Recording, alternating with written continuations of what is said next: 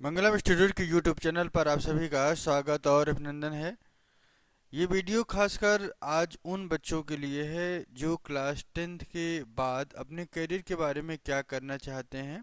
उसके बाद class 12th के बच्चे अपने जीवन में अपने भविष्य को किस डायरेक्शन में ले जा सकते हैं, आज हम इसी पे चर्चा करने वाले थे। प्यारे बच्चों, एक बार चैनल को लाइक सब्सक्राइब जरूर कर दीजिएगा। और यहाँ पे हम उन पॉइंट्स के बारे में बात करेंगे कि आपका इंटरेस्ट किस फील्ड में है और आप किस फील्ड में जाने के लिए आपको क्या करना चाहिए। इन सब मुद्दों पे आज हम चर्चा करेंगे। इस पे आज हम संपूर्ण जानकारी आपको देने वाले हैं।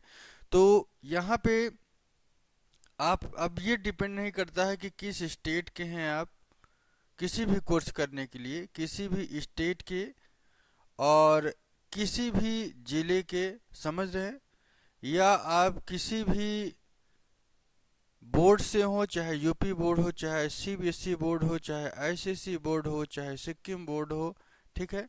तो कोई भी बोर्ड हो, ये डिपेंड नहीं करता है कि आप किस बोर्ड से हैं, बशर्ते आप क्या करना चाहते हैं। अगर आप करना चाहते हैं तो आपका जो क्लासेस हैं 10th के बाद क्या करें और 12th के बाद क्या लें, इस मुद्दे पे आज विशेष चर्चा करने वाले हैं। तो यहाँ पे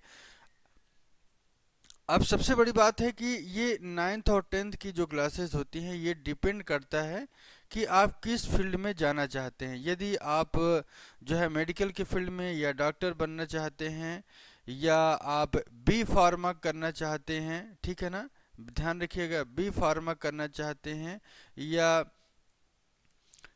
तो आपको क्या लेना चाहिए। यहाँ पे आपको इसके बारे में बताएंगे। फिर इंजीनियरिंग किससे कर सकते हैं, इंजीनियर बनने के लिए आपने सपना देखा है तो यहाँ पे आप इंजीनियर कैसे बन सकते हैं, इसके बारे में चर्चा। उसके बाद आईएएस और पीसीएस की तैयारी करने के लिए यदि आप इस फील्ड में जाना चाहते हैं तो आपको क्या करना चाहिए। यदि आप टीचर बनने की इंटरेस्टेड हैं तो आपको टीचर बनना किस डायरेक्शन में है, आपको इस फील्ड में जाना है। और लॉ, ध्यान रखिएगा, यदि आप एडवोकेट बनना चाहते हैं या जज बनने की ख्वाहिश है तो आप इस फील्ड से के डायरेक्शन से ही आप अपने लक्ष्य को पा सकते हैं।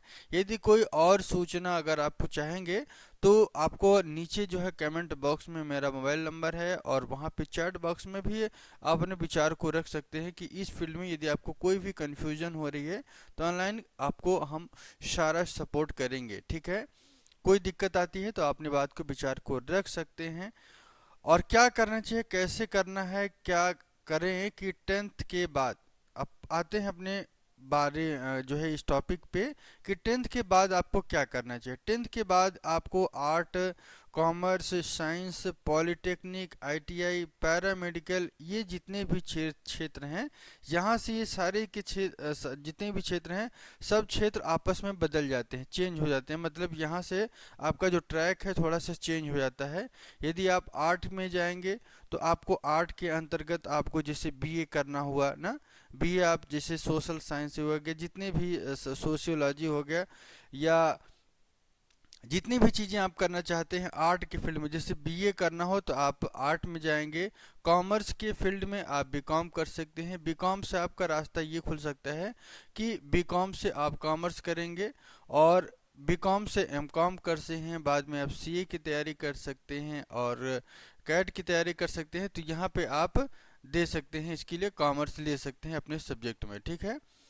इसके बाद साइंस की अगर हम बात करें तो साइंस में दो चीज़ें होती हैं, एक होता है मैथ, दूसरा बायोलॉजी होता है। मैथ के सेक्शंस वाले जो बच्चे होते हैं वो इंजीनियर के डायरेक्शन में जाते हैं, ठीक है। उनको अगर वो इंजीनियर के फील्ड में जाएंगे। लेकिन मेडिकल वाले, ध्यान रखिएगा, जो मेडिकल जो 12th वाले बच्चे हैं, मेडिकल के फील्ड हैं, जो डॉक्टर बनने का सपना देखा है जिन्होंने, या पैरामेडिकल या सीएमओ ऑफिसर्स बनना चाहते हैं, तो उनके लिए बायोलॉजी लेना खासकर 11th में ज़रूरी हो है। और ये कंपलसरी भी है कि यदि आप बायोलॉजी नहीं लेंगे तो आज आपको ये इस फील्ड में नहीं जा सकते हैं, खासकर डॉक्टर बनने की आपने सपना देखा है तो यहाँ पे मेडिकल के लिए आपको क्या करना होगा, नीट की तैयारी आप करना होगा। नीट की तैयारी आप करेंगे और उसके बाद आप बीएमएस कर सकते हैं, ठीक है ना। बीएमएस एमबीबीएस कर सकते हैं, बीएचएमएस कर सकते हैं, ठीक है ना, बीडीएस करते हैं, तो अलग अलग डॉक्टरेट की डिग्री आप ले सकते हैं, खासकर मेडिकल के फील्ड में जाने के बाद। और यहाँ से मैं आपको बता दूं, जो बच्चे बायोलॉजी लिए रहेंगे वो बी फार्मा कर सकते हैं, और मैथ वाले बच्चा डी फार्मा, ध्यान रखिएगा, डी फार्मा भी कर सकता है। तो ये थोड़ा सा यहाँ पे आपको ध्यान रखने की बात है। फिर से मैं दोहरा देता हूँ कि जो बच्चे 12th में बायोलॉजी लेंगे उन्हीं को आगे लेके, उन्हीं को आगे जो है, जो 12th में जो बच्चे हैं, वो जो मेडिकल वाले हैं, उन्हीं को बी फार्मा कर सकते हैं, वो भी डी फार्मा कर लेंगे, लेकिन उनके लिए आगे समस्या हो सकती है कि एम फार्मा वगैरह में थोड़ा सा समस्या आएगी, ठीक है। उसके बाद आप अगर जो है ये ट्वेल्थ की बात है, ठीक है ना, ट्वेल्थ के में अगर आप ये लेंगे तो यहाँ पे हाई स्कूल से ही आपको चेंज करना पड़ेगा। 11th में आपको मैथ और बायो दोनों कॉन्सेप्ट आपको समझ में आएगा। यदि आप आईएएस और पीसीएस की तैयारी कर सकते हैं, 3 सब्जेक्ट्स को लेकर भी आप तैयारी कर सकते हैं।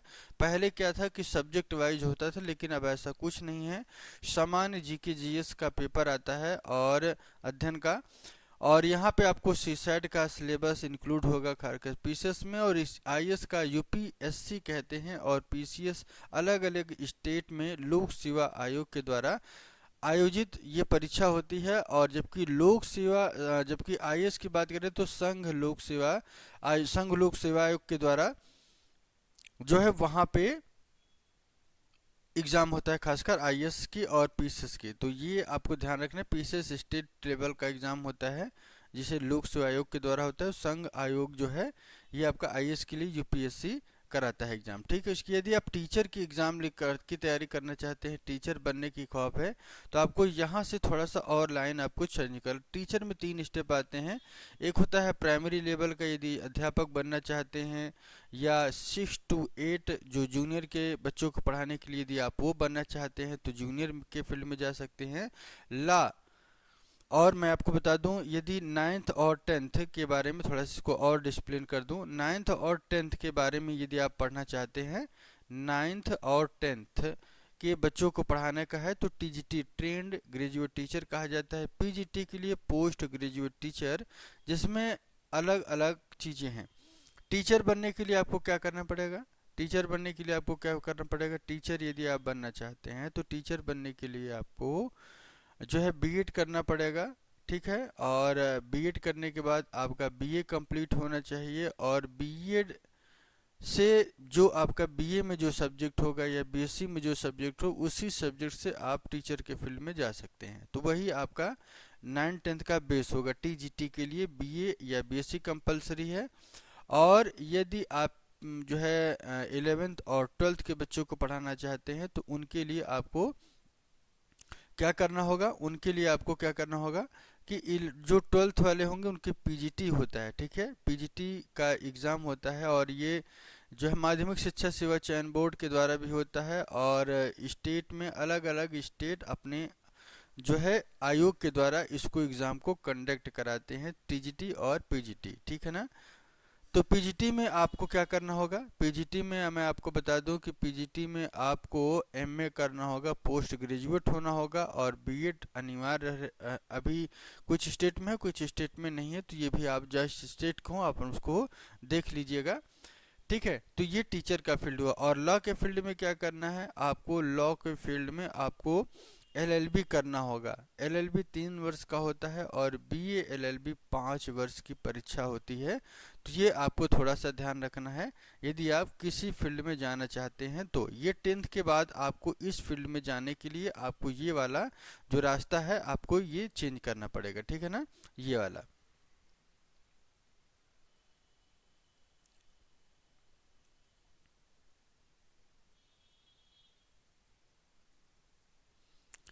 तो अब मैं आपको बता दूं कि मेडिकल के फील्ड में आपको medical engineer, IAS, PCS teacher और लॉ के बाद 12th के बाद आपको क्या करना है ये आपको जानना है। और इसके बाद 12th के बाद आपको किस फील्ड में जाना है, क्योंकि बेस आपका यहीं से क्रिएट होगा 10th से। तो आर्ट कभी ले सकते हैं, commerce, polytechnic, ITI, paramedical. Paramedical में वो छात्र आते हैं जो बी फार्मा करना चाहें, डी फार्मा करना चाहें, या जो नर्स जो कोर्स करती है एनएम जीएनएम, वहाँ भी आप जा सकते हैं, ठीक है ना।